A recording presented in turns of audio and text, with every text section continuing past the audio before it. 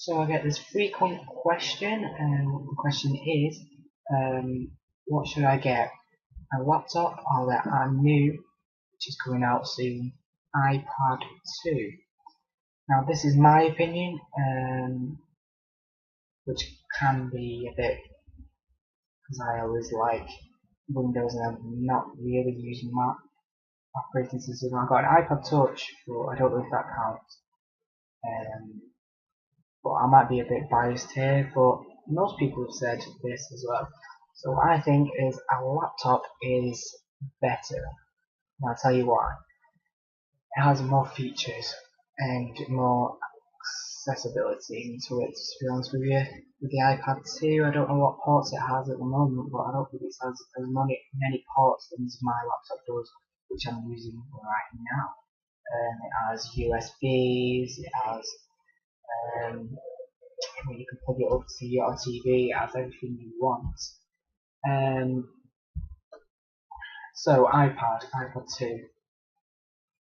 First, it doesn't have a keyboard, which is a very big negative for me, because while you're touching things on an iPad, which is about, size, is about that big, yeah, it's going to be okay to touch a bit, but with a keyboard like this, it's so easy to type on a keyboard, and you know that you know a keyboard, if you know what I mean. Because in a keyboard you use it every day, or some people do, and you know where the key is, and I don't know, you just get used to a keyboard. With an iPad, you don't have it resting on a table or anything, you have it holding in your hand like this, so you have to have one hand holding it while you're going like that, or you have to switch it around and hold it like that, and then use your thumb. It's very, I just don't like the idea of using, just holding it, and then while you're holding it there, your arms get achy, so you're like, oh. So that's one very big disadvantage for me, because I'm familiar with an actual computer keyboard. Um, Also, the usability of it is linking it up to different things like printers and projectors, your TVs, your using the USB to transfer data. That is not accessible in the iPad 2 at all. Well, it wasn't in number one iPad, the first one. I don't think it'll be in the second one either, because Apple is on about cloud computing, which if that gets hacked into, you'll lose all your data. So I like backing things up, firstly on a USB pen, then onto the internet.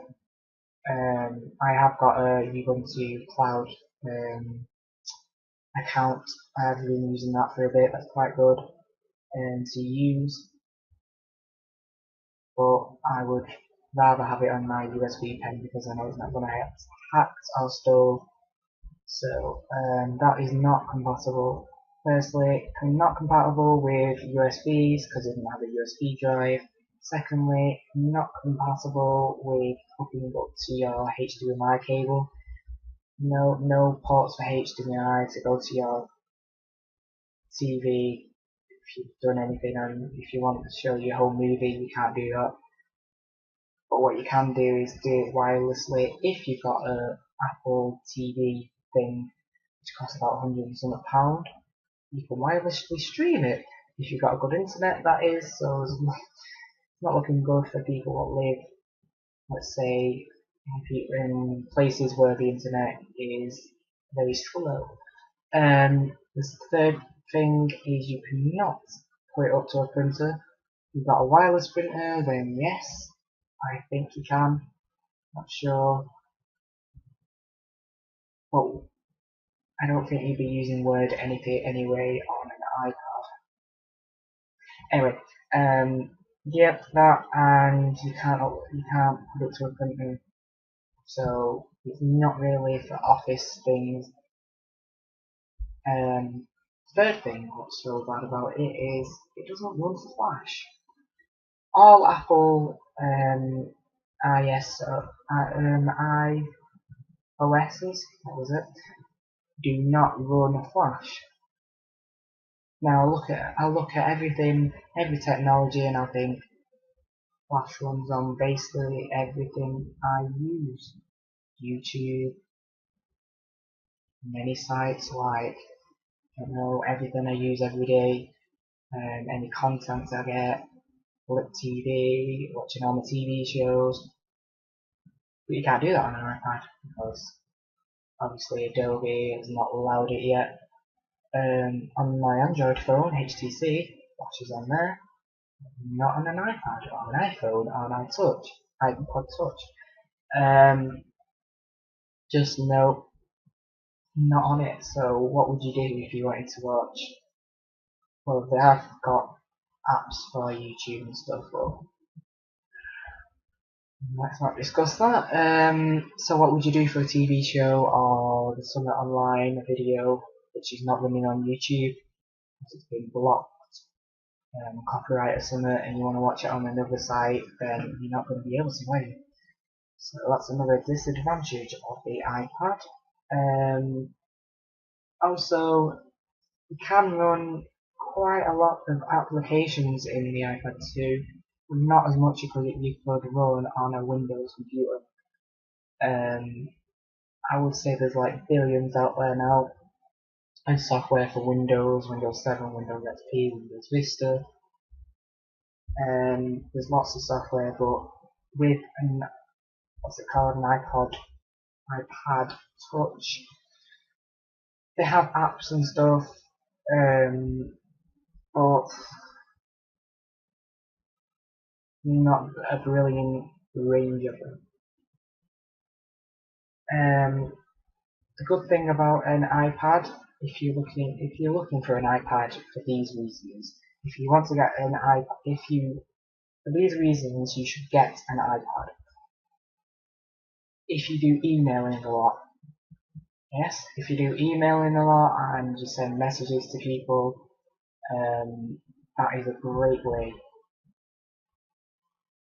Sending emails if you're out and about and stuff like that. That's a great way. iPad is good for that.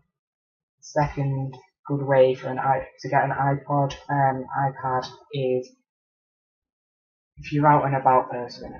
If you just want to get it out and then type and then close it without waiting for Windows to boot up, then that is a great way. Fast searching for emails, searching through the web, the content you want, then get an iPad too.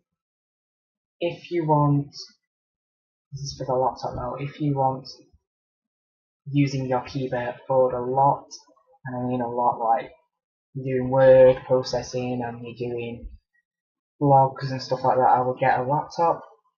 Second reason for why getting a laptop, so many ports it's got, you can plug it into whatever you want and it will work. You can plug it up to your TV. Third thing why you should get a laptop, media.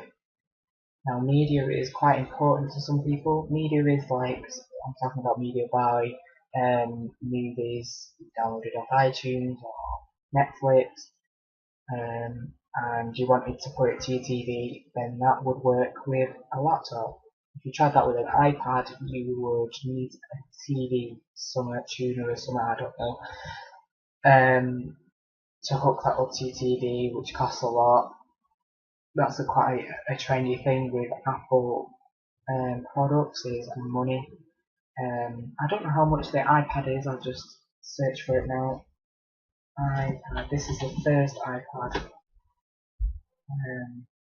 £500. No, $500. I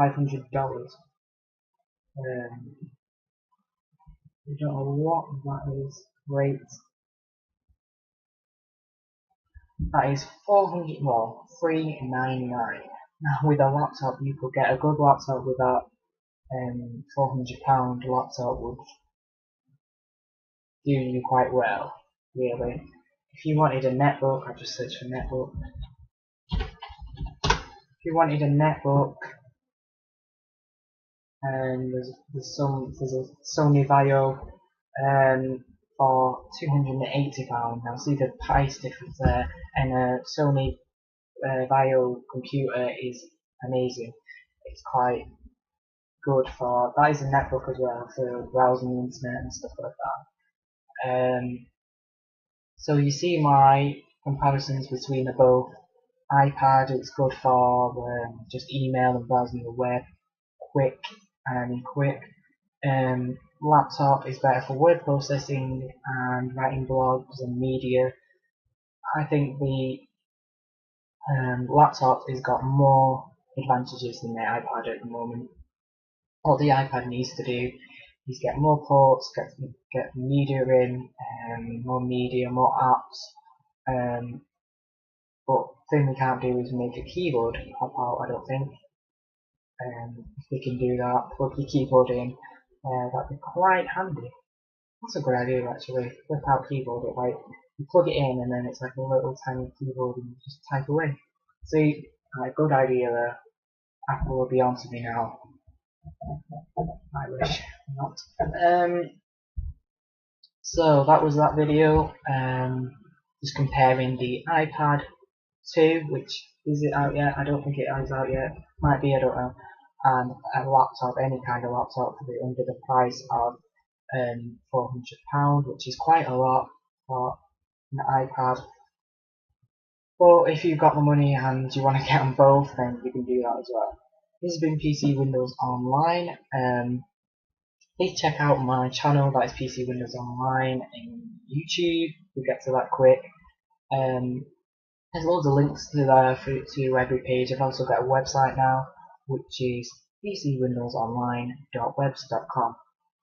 If you want to ask me any questions, or you want to do a review of something, or any videos you want me to do, I will do them. Just send me a message. You can send me a message through YouTube, or you can send me a message through my email, which is pcwindowsonline@hotmail.co.uk. I'll be happy to help, and I'll help you with anything. Thank you for watching this video. Remember to rate, comment, and subscribe, and I will see you next time in another video. Bye bye.